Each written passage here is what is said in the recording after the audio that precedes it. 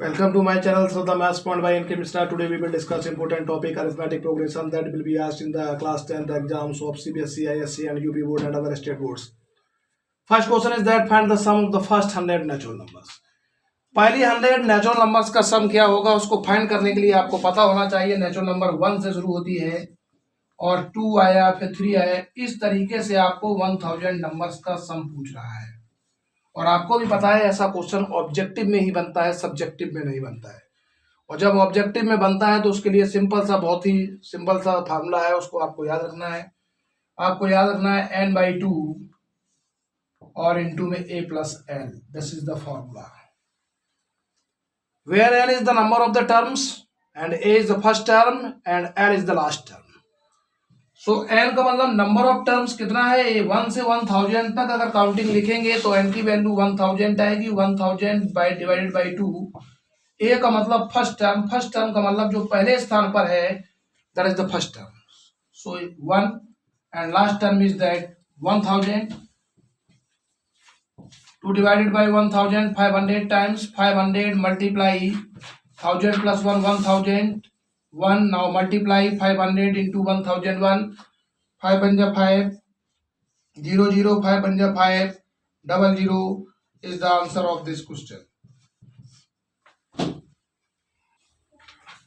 now question number second is that find the sum of the odd numbers between 0 and 100 के बीच में जो भी odd numbers आते हैं उनका सम पूछ रहा है। odd number कौन से होते हैं पहले ये पता होना चाहिए। odd numbers वो होते हैं जो 2 के टेबल से डिवाइड नहीं होते हैं। That numbers which are not divisible by 2 are called odd numbers, and 0 and 100 is first odd number is 1 and second odd number is 3 and the last odd number is 99, and we have to find out the sum of the odd numbers between 0 and 100. Then formula is that n/2 a plus l, n/2 a plus l.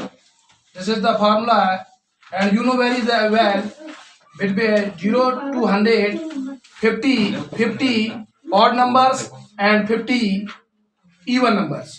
So n is that 50 by 2 and first term is that 1 and the last term is 99. So 2 divided by 50 25 25 multiply 99 plus 100. So your answer is that 2500 is the correct answer of this question। Third question is that find how many integers between 200 and 500 are divisible by 8। 200 और 500 के बीच में ऐसे कितने integers हैं जो 8 से divide होते हैं। तो सबसे पहले बीच की बात कर रहा है तो 200 और 500 के बीच में आपको पता है कि 300 नंबर लाई करता है, जिसमें से 8 से डिवाइड होने वाला नंबर 200 के बाद 200 के बाद आफ्टर 200, क्योंकि 8 से 200 पूरा डिवाइड हो रहा है 25 टाइम्स जा, तो इसका मतलब 26 8 जा होता है। तो 26 8 जा अगर नहीं पता है तो 200 में 8 को ऐड भी कर सकते हैं। तो ये 208 पहला नंबर होगा जो 200 और 500 के बीच में लाई करता है और 8 से डिवाइड होगा। ऐसे नंबर 8 से डिवाइड हो रहे हैं तो 8 के डिफरेंस भी चल रहे होंगे और 500 का पहले कौन सा नंबर आएगा वो निकालने के लिए आप 8 का डिवाइड 500 में इस तरीके से कर लेना पेपर में। 8 6 जा 48 होता है और 8 2 जा 16 हुआ। इसका मतलब 4 अगर कम होगा तो वो नंबर 8 से डिवाइड होगा। 4 से तो 4 घटा दीजिए, सब्ट्रैक्ट कर दीजिए और 500 में से 4 को माइनस करेंगे तो कितना आएगा 496 आएगा। तो ये तो आपने पूरी बना ली। इस प्रकार से आपकी ये एपी की एक सीरीज बन गई है। अब कह रहा है कि यहां से यहां तक कितने नंबर हैं, तो ये नंबर निकालने के लिए आपको n की वैल्यू पता होनी चाहिए। n की वैल्यू निकालने के लिए n equal to a plus n minus 1 into D formula का यूज करेंगे। nth टर्म या लास्ट टर्म इसको बोलते हैं और l की वैल्यू लास्ट टर्म जो है वो लास्ट में होता है 496। a फर्स्ट टर्म है, first term is that 208 plus n की value we have to find out the value of n and the common difference is that subtract first term from the second term. Either we also say that subtract second term from the third term. So this is that 496 value of D is that 8. Now 496 minus 208 16 minus 8 8 8 minus 0 8 4 minus 2 2 equal to n minus 1 into 8, and now divide 8 3 is 24, 8 6 is 48, 36, and we have to find out the value of n, so minus 1 goes to the LHS side. That is the 36 plus 1 is that 37 is the answer of this question. Now the next question is question number 4 is that find the sum of the first 24 terms of an AP whose nth term is given by an equals to 3 plus 2n. First 24 terms का सम पूछ रहा है, an का value दिया गया है, तो first term निकालना है तो n की जगह 1 रखे, a1 की वैल्यू निकल के आएगी 3 प्लस जहां n है वहां पे 1 रखना है, 2n है तो 2 इंटू 1, 2 1 जा 2 प्लस 3 कितना होता है 5. a2 निकाल लीजिए, a2 निकालेंगे तो n की जगह 2 रख रहा है हम लोग, तो 3 प्लस 2 मल्टीप्लाई 2 तो 2 2 जा कितना होता है 4, और 4 में 3 ऐड करेंगे तो कितना होगा 7. इसका मतलब ये समझ में हमको आ गया कि फर्स्ट और सेकंड टर्म से कॉमन डिफरेंस पता पड़ गया कि फर्स्ट टर्म 5 हो गया. कॉमन डिफरेंस निकालने के लिए सेकंड टर्म में से फर्स्ट टर्म को माइनस का जी, सम निकालना है 24 टर्म्स का, तो n की वैल्यू हो गई 24. फार्मूला आपने पढ़ा होगा सम ऑफ n टर्म्स का s इक्वल टू n/2 और इंटू में 2a plus n minus 1 into D, आपको फॉर्मूला यूज करना है यहाँ पे. तो n की वैल्यू यहाँ पर आप 24 रखेंगे, 24/2 12 कर दिया है, क्योंकि कैलकुलेशन में अपने अकॉर्डिंग करता हूँ. 2 5 जो 10 हुआ, आप अपने अकॉर्डिंग कैलकुलेशन कर सकते हैं. n माइनस 1 किया, 24 माइनस 1 23 में 2 का मल्टीप्लाई किया 46 हुआ, और 46 में 10 अगर ऐड किया जाता है तो ये आपका 56 हुआ, और 12 6 72 का 2 कैरी 7 हुआ, 12 5 60 और 7 67 672 is the correct answer of this question. Now question number 5 is that how many 2 digit numbers are divisible by 3. 2 digit के ऐसे कितने नंबर्स हैं जो 3 से डिवाइड होते हैं.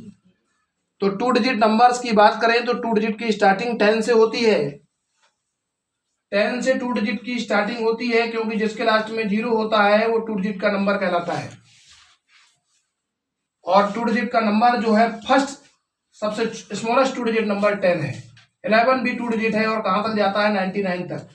लेकिन हमें इसमें से वो नंबर्स चुनने हैं जो 3 से डिवाइड हो रहे होंगे. तो 3 से आपको पता है 10 डिवाइड नहीं होता है, 11 डिवाइड नहीं होता है. पहला नंबर 12 आया, 12 के बाद 15 आएगा, क्योंकि 3 का डिफरेंस होना चाहिए, और लास्ट नंबर 99 के पहले 99 ही आएगा, क्योंकि 99 3 का डिवाइड कर लोगे कट जाएगा. अब कह रहा है कितने नंबर है, तो सिंपल सा फार्मूला वही लगाना है आपको.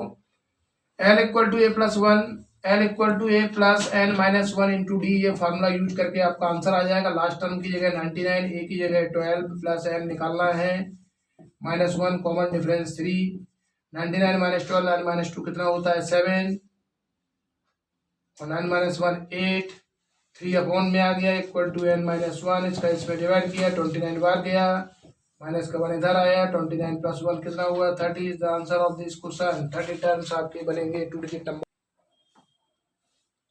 Find the 25th term of the AP. Series of the AP is that -5 5/2 0 5/2. Formula of nth term is Tn, or we write An, or we write L, and formula is that A plus n minus 1 into D. Where is the first term?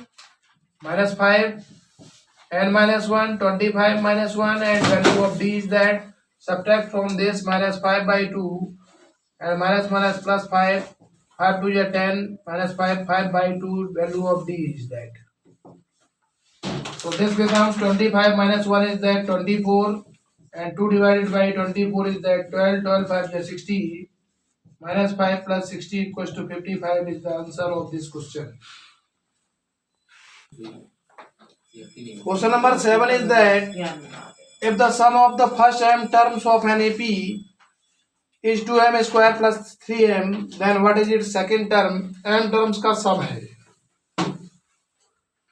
यानी कि इसको हम लोग इस तरीके से लिख सकते हैं Sm equal to 2m square plus 3m, क्योंकि m टर्म्स का सम है. अगर m की वैल्यू 1 रखेंगे तो इसका मतलब फर्स्ट टर्म का सम है, m की जगह 1 यहाँ भी पुट कराएंगे और m की जगह 1 यहाँ भी पुट कराएंगे तो 3 बन जाए 3 और 2 5, क्योंकि 1 का स्क्वायर 1 होता है। सम ऑफ टू टर्म्स निकालेंगे तो m की जगह 2 रखेंगे यहाँ पे, तो 2 इंटू 2 का स्क्वायर प्लस 3 इंटू 2, 3 2 जा कितना होता है 6 और 2 का स्क्वायर 4, 4 2 जा 8, यानी कि यहाँ तक कैलकुलेशन 8 आई, यहाँ तक कैलकुलेशन 6 आई, दोनों का सम किया 14 आया। आपसे सेकंड टर्म पूछ रहा है, ये बताइए क्या हम S2 को A1 प्लस A2 नहीं लिख सकते हैं? बिल्कुल लिख सकते हैं कि सम ऑफ टू टर्म्स का मतलब यही होता है फर्स्ट टर्म और सेकंड टर्म का सम। और S2 की वैल्यू हमारे पास अगर 14 है और A1 यानी कि फर्स्ट टर्म को ही S1 कहते हैं 5 है, तो A2 अगर आपको यहाँ से निकालना है तो ये बताइए A2 निकालने के लिए टर्म इधर आएगा तो 14 माइनस 5 कितना होता है 9 is the answer of this question.